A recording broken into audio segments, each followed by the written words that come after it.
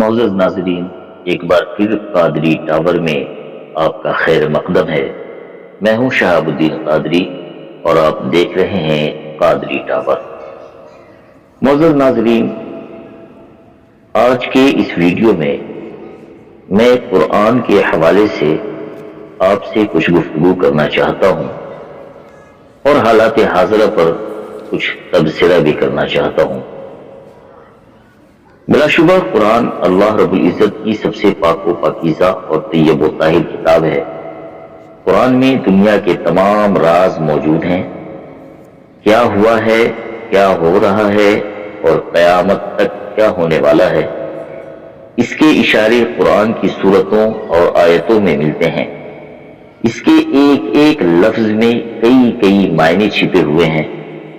یہ کتاب صرف مسلمانوں کے لیے ہی نہیں بلکہ تمام عالم انسانیت کے لیے ہدایت کا روشن چراغ ہے۔ لیکن سوال یہ ہے کہ اس سے فائدہ حاصل کیوں نہیں کیا جا رہا ہے؟ دنیا جب کوئی نئی ایجاد کرتی ہے تو کہا جاتا ہے کہ یہ تو قرآن میں موجود ہے، لیکن پھر سوال یہی ہے کہ اگر قرآن میں موجود ہے تو پھر اس کتاب کی تلاوت کرنے والوں یعنی پڑھنے والوں نے پہلے ہی اس پر غور و فکر کیوں نہیں کیا؟ کیوں نہیں نئی ایجاد کر کے دنیا کو قرآن کے حوالے سے تحفہ دیا گیا؟ کیا قرآن صرف تلاوت کرنے کی کتاب ہے؟ کیا قرأت کرنے کی کتاب ہے؟ کیا صرف اس کی آیتوں کو تعویذ بنا کر پہن لینا ہی کافی ہے؟ کیا اس کے سورتوں اور آیتوں کو دم کر دینا ہی کافی ہے؟ شاید نہیں۔ ان تمام عمل کے ساتھ ساتھ قرآن کی بتائی ہوئی باتوں پر عمل پیرا ہونا بھی لازمی ہے۔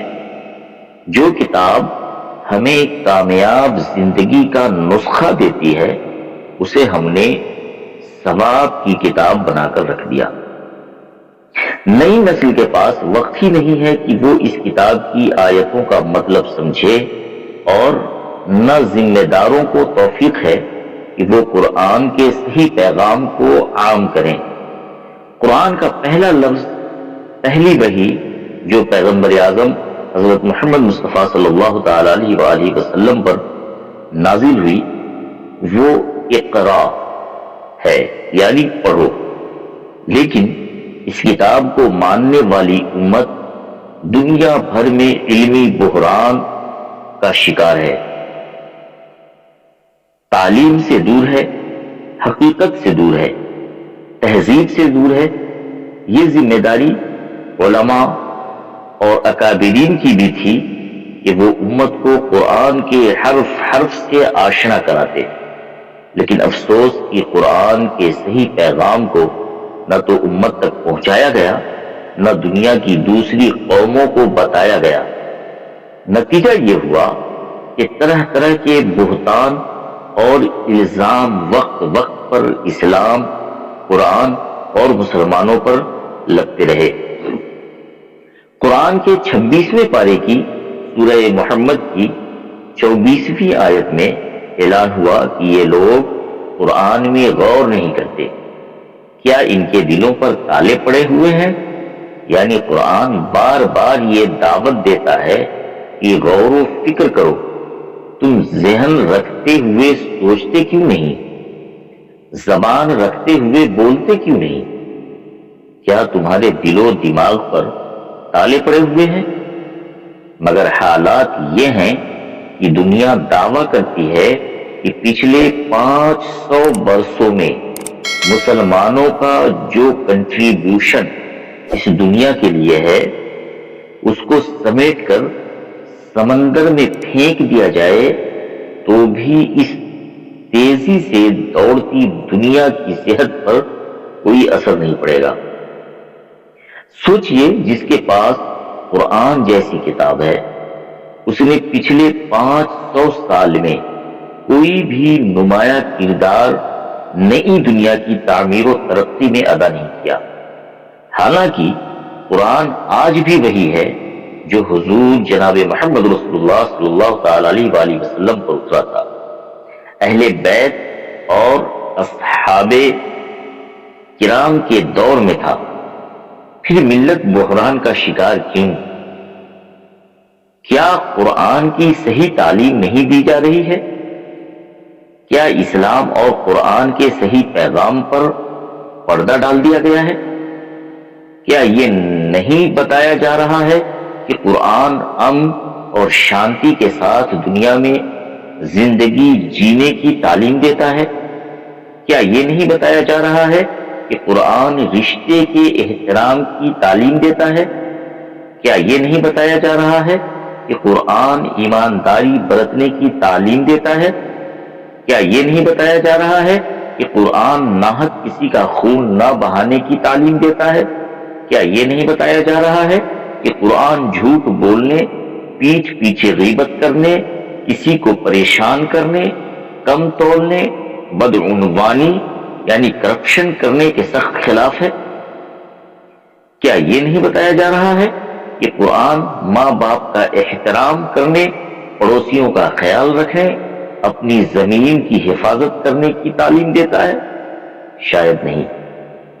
اس لیے عمل سے ہاتھ خالی ہے، طاقوں پر سجانے کی کتاب بنا دیا گیا۔ درس انقلاب پر مصلحتوں کے جمود طاری ہو گئے۔ قرآن کی ان تعلیمات کو کہاں عام کیا جا رہا ہے؟ کون قرآن کے ان پیغامات کی نشر و اشاعت کر رہا ہے؟ کون قرآن کے اس پیغام کو دنیا تک پہنچا رہا ہے؟ تو آج سے ہم قرآن کے پیغام کو عام کرنے کا آغاز کرتے ہیں۔ قرآن کا پہلا لفظ اقرا ہے، جس کا مطلب ہے پڑھو۔ جب پیغمبر اعظم جناب محمد رسول اللہ صلی اللہ تعالی علیہ وسلم غار حرا میں عبادت کر رہے تھے تو پہلی وحی نازل ہوئی اور انہیں حکم ہوا کہ وہ پڑھیں۔ اس کے بعد قرآن اتارا گیا۔ اس کا مطلب یہ ہے کہ اسلام تعلیم کو بہت اہمیت دیتا ہے۔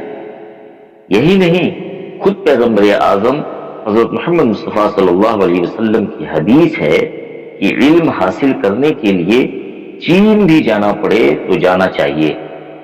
اس کا مطلب یہ نہیں کہ کوئی پڑھائی کرنے کے لیے چین چلا جائے، بلکہ اس میں ایک اشارہ ہے کہ پڑھائی لکھائی کے لیے جتنی بھی محنت کر سکتے ہو کرو۔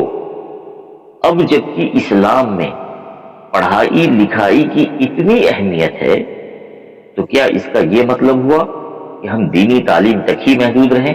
نہیں، شاید قرآن اور پیغمبر اعظم کا پیغام دینی اور دنیاوی تعلیم دونوں کے لیے جدید تعلیم حاصل کرو، ماڈرن ایجوکیشن حاصل کرو۔ معزز ناظرین، قرآن تمام عالم انسانیت کے لیے ہدایت ہے، لیکن افسوس کا مقام ہے کہ آج ہر گھر میں قرآن تو موجود ہے لیکن طاق کی زینت بنی ہوئی ہے۔ اللہ کے واسطے قرآن کو سمجھنے کی کوشش کیا جائے۔ ہم سب مل کر یہ عہد کریں کہ ہم قرآن کو سمجھنے کی کوشش کریں گے۔ انشاءاللہ جس دن ہماری یہ سوچ بن گئی، یقیناً اللہ تبارک و تعالی ہمیں قرآن پر عمل کرنے کی توفیق عطا فرمائے گا۔ اللہ رب العزت سے دعا ہے کہ اللہ ہم سب لوگوں کو نبی پاک جناب محمد رسول اللہ صلی اللہ تعالی علیہ وآلہ وسلم کی تعلیم سے آشنا کرے۔ میں آپ تمامی حضرات سے اخیر میں ایک درخواست کروں گا کہ اگر ویڈیو اچھی لگی تو لائک شیئر ضرور کریں، اور چینل کو سبسکرائب نہیں کیا ہے تو چینل کو سبسکرائب کریں۔ ملتے ہیں پھر اگلی ویڈیو میں، تب تک اپنا خیال رکھیے گا۔ السلام علیکم ورحمۃ اللہ وبرکاتہ۔ اللہ حافظ۔